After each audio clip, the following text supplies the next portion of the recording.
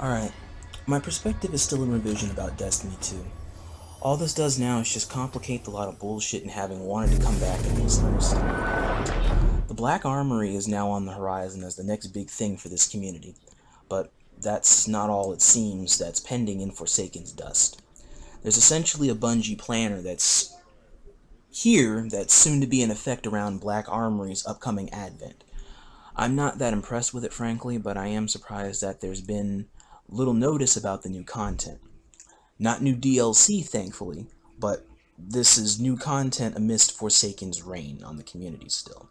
And that's a good marketing call that needs to be more relevant with newer games or content so a game has a chance to be good through no predetermined expectation and without showing every damn thing in the trailer and ruining all of the aspects about the new content before it launches or becomes established in its own right.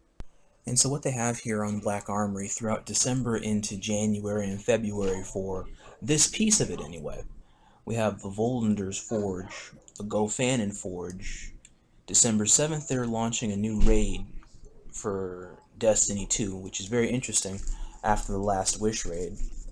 Then there's the Dawning, which is free to all players, which gives me some type of expectation that this Black Armory thing is, while it can be potentially available to everybody, it is not genuinely available to everybody, as it has to correlate to a season pass, and so the season pass is the key to everything here.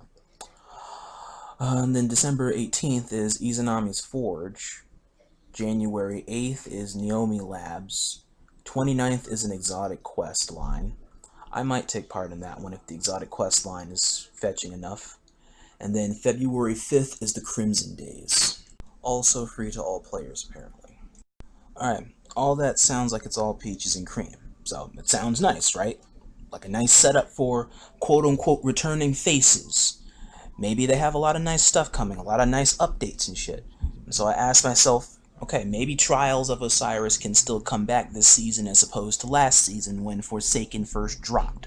So I still have a reason to stick around here and see how all of this plays out. Well, I don't know. Because no sooner do I have a purpose to stay and try to grind does it get shit on by facts pointed out by a socially meta and relevant Destiny streamer that are beyond truth in his observations financially and socially of the community thus far. Kind of like a bait and switch for us to leave and then return to the game.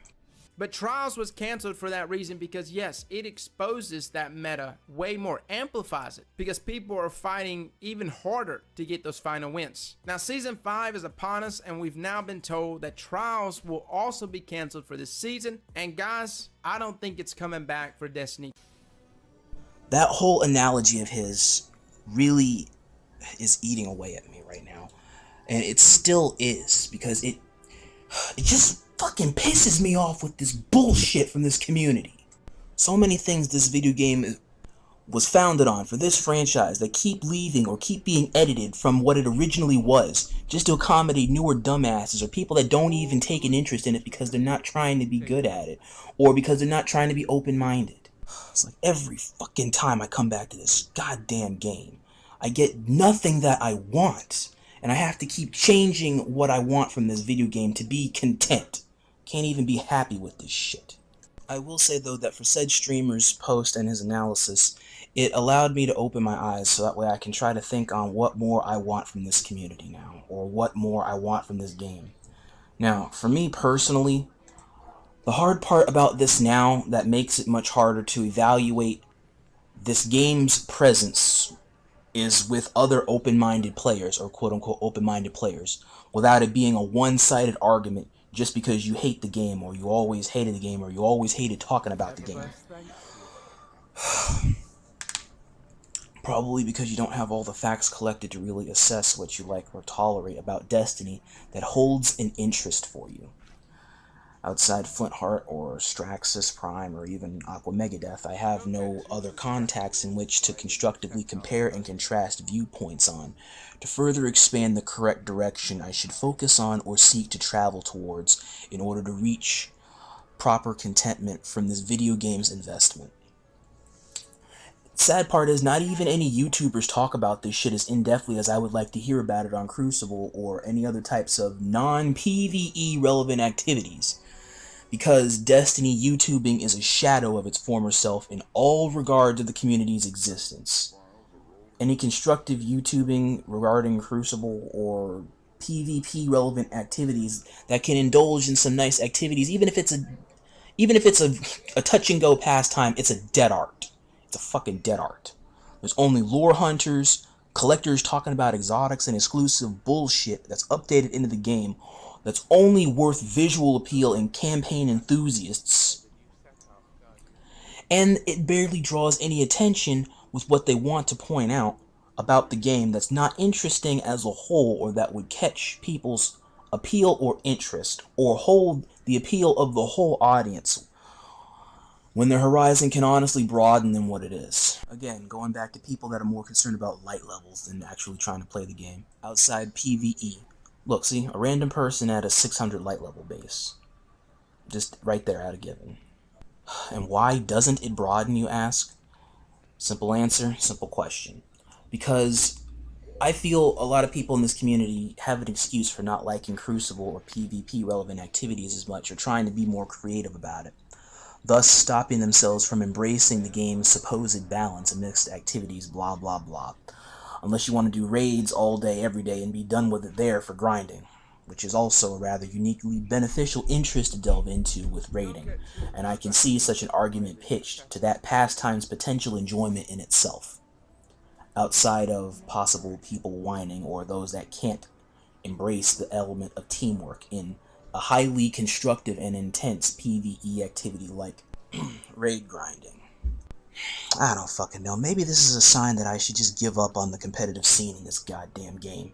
I want to try and go about this the right way, but it keeps giving me the wrong situations over and over again, and I'm just so fucking tired of it. I'm going to try to be positive about this still. What I will do now is create something to work on here on Destiny 2 so I can resume my work towards greatness, as fictional as it is at this point. I will get what I want out of this game one way or another, even if I have to keep searching. Weigh in on your thoughts below when you can or if you want to, my friends. Peace. Y'all have a blessed one ahead, and I will also do the same as I continue to try to seek what it is I want from this video game. You guys have a blessed one, and as always, till all are one, Rodimus Prime out. I'm gonna have to. Brown bunny. You don't get the white bunny status. White bunnies are cool because they have red eyes. You're a brown bunny. What the fuck does that mean? What the? Hang on. Bunnies have a status? White bunnies are cool. White bunnies are cool because they have red eyes. Brown bunnies are just regular. We having a damn Not all problem. not all white bunnies have red eyes. Yeah, the most actually. But the ones that that was- do, Wait, no, I'm not gonna do it. The Fuck ones that this. have red eyes are the demons. But Rod, you a black bunny. I mean, hell. Sweet. no, black bunnies are cooler. He's a brown bunny. What Yeah, the but they hell's the also difference? nice as fuck. Motherfucker, yeah, hold these bags. Son of a Black bitch. bunnies are awesome. Why can't I be a black bunny if I'm gonna be a bunny? If I can't be a Welsh corgi, why can't I be a black bunny?